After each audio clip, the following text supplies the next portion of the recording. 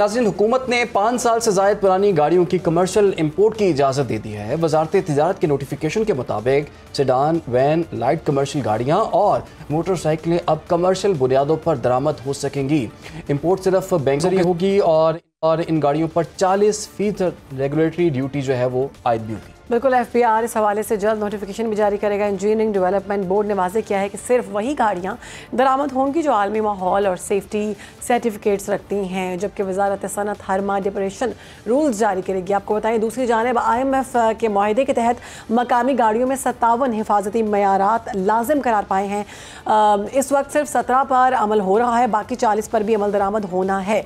इसी मकसद के लिए पाकिस्तान ऑटो मोटो इंस्टीट्यूट कायम करने का फैसला कर चुका है, जो मकामी पुर्जाजात की क्वालिटी चेक करेगी। कानून साजी के बाद तमाम तरह मामला देखे जाएंगे। गाड़ियों की दरामद पर पाबंदी होगी और गैर तस्दीक शुदा नई गाड़ियां मार्केट में फरोख्त नहीं हो सकेंगी। मजीद ये कि 2025 के ऑटो इंडस्ट्री डेवलपमेंट एक्ट के तहत हर मैन्युफैक्चरर को लाइसेंस लेना लाजिम होगा। ख़राब गाड़ी रिकॉल न करने पर भारी जुर्माना और कैद और लाइसेंस मनसूखी तक की मामला भी सामने आ सकते हैं। यानी नाज़रीन, एक तरफ पुरानी गाड़ियों की इंपोर्ट खुल गई है, दूसरी तरफ मकामी ऑटो इंडस्ट्री पर सख्त शराइत लागू हो गई है। सवाल ये है कि अब गाड़ियों की कीमतें कम होंगी या सारिफ पर बोझ पहले से ज़्यादा बढ़ेगा, या आने वाला वक्त ही बताएगा। इसी पर बात करेंगे।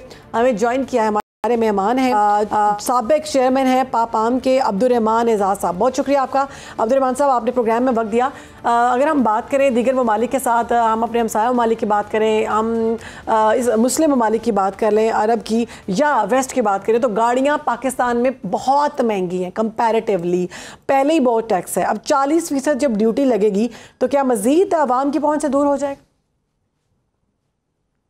अस्सलाम वालेकुम जनाब, मैं इस सिलसिले में पहली चीज़ तो ये वादे करूं कि ये कमर्शियल इंपोर्ट जो खोली है गवर्नमेंट ने, कहा हमें ये जाता है कि ये IMF के कोई से एग्रीमेंट के तहत खोली गई हैं।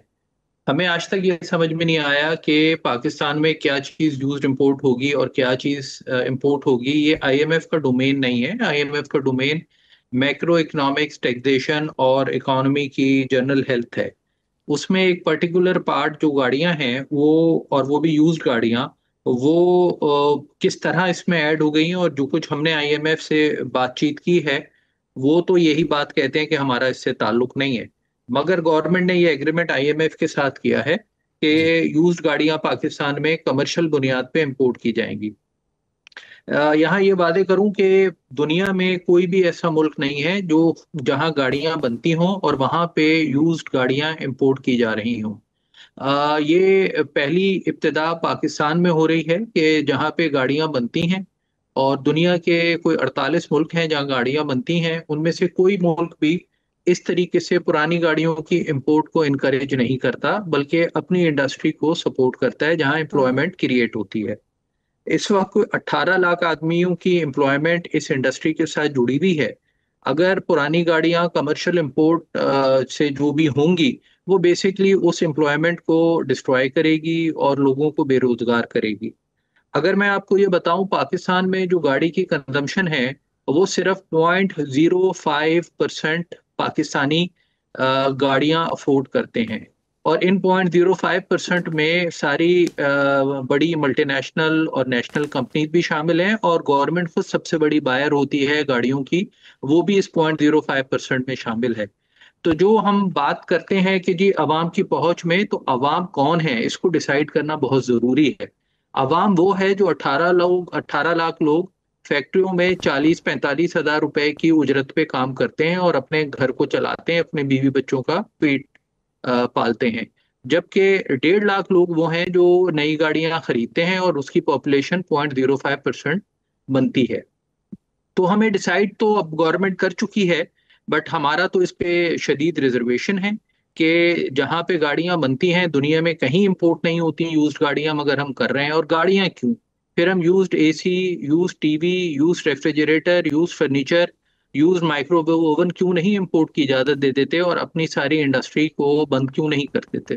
ठीक है तो 25 करोड़। अब्दुर्रहमान साहब, आपके जो तहफ़्फ़ुज़ात हैं वो यकीनन अपनी जगह पर हैं, बट द पॉइंट इज कि लोग सस्ती गाड़ियां जो हैं वो कब मिलेंगी? मेरे ख्याल में आप इसी बात का इंतजार कर रहे हैं, गाड़ी सस्ती हो। पहले से ही लोग ये कोशिश कर रहे हैं कि अगर हम दीगर ममालिक की, मैंने मिसाल भी दी है कि वहाँ पर गाड़ी जो है वो बड़ी कम कीमत में मिल जाती है। पाकिस्तान एक ऐसा मुल्क है जहाँ पर सारी जमा पूंजी आप अपनी ज़िंदगी लगाएं तो आपको सेडान गाड़ी अब मिलती है नहीं, सेकंड हैंड की तो आप बात ही छोड़ दें। तो अब सारे मामला जो हैं ये हम देख रहे हैं कि गाड़ियाँ मज़ीद महंगी होती जा रही हैं और आवाम की पहुँच से दूर होती जा रही हैं। तो अब्दुर्रहमान साहब हमारे साथ मौजूद हैं। जी अब्दुर्रहमान साहब, सर इसका भी तो हल देना कि गाड़ियाँ इतनी जो गैर ज़रूरी तौर पर गाड़ियों की प्राइसेस जो है बढ़ी हुई हैं और आम आदमी की पहुंच से दूर हैं, फिर इसका हल क्या है? किस तरह से लोग खरीद सकते हैं और उनकी बाइंग पावर किस तरह से इनहेंस हो सकती है? देखें, दो इसके हिस्से हैं। आपको जो जवाब मैं दूंगा, नंबर 1, पाकिस्तान में 2004 में जितनी गाड़ियां बन के बिकी थी आज भी उतनी ही गाड़ियां बन के बिक रही हैं। इससे ऑटो इंडस्ट्री या सिर्फ ऑटो इंडस्ट्री का ताल्लुक नहीं है, मुल्क की जो ओवरऑल मैक्रो इकोनॉमिक सिचुएशन है। आपकी बात बिल्कुल दुरुस्त है, लोगों की बाइंग पावर नहीं बढ़ी, जीडीपी पर कैपिटा हमारा स्टेगनेंट है, बल्कि कुछ 2-3 साल से तो नेगेटिव जर्नी है हमारी। तो गाड़ियों की पहुंच लोगों के पास जब आती है जब जीडीपी पर कैपिटा $3000 के करीब होता है, हमारा वो अभी $1600 के करीब है जीडीपी पर कैपिटा। तो 2004 से लेके 2025 तक लोगों की बाइंग पावर वहीं की वहीं है। अब ये सारा मैक्रो इकोनॉमिक पॉलिसीज हैं, डिवैल्यूएशन हैं और गवर्नमेंट्स जो भी इस दौरान में रही हैं उनकी पुअर मैनेजमेंट है regarding the country and economy. दूसरी बात आपकी यह है कि गाड़ियों की कीमतें कैसे कम होंगी, तो यहाँ मैं ये वादे करूं कि 40% से लेके 55% तक एक गाड़ी जो कोई खरीदता है उसकी कीमत जो है वो गवर्नमेंट लेती है टैक्सेस के फॉर्म में। मैं आपको मिसाल दूं, हाई एंड गाड़ी की अगर मिसाल दूं तो जो 2 करोड़ 30 लाख रुपए की टोयोटा फॉर्च्यूनर है, उस टोयोटा फॉर्च्यूनर की प्राइस 97 लाख रुपए है और 1 करोड़ 33 लाख रुपए जो है वो सिर्फ गवर्नमेंट उस पर टैक्स लेती है। तो गवर्नमेंट के लिए गाड़ी जो है वो एक बहुत ही आसान तरीका है, जब दिल चाहता है उस पर टैक्स बढ़ा देते हैं और टैक्स वसूलते हैं और साथ ही साथ हम बदनाम होते हैं, गाड़ी की सनत बदनाम होती है कि गाड़ियां पाकिस्तान में महंगी हैं।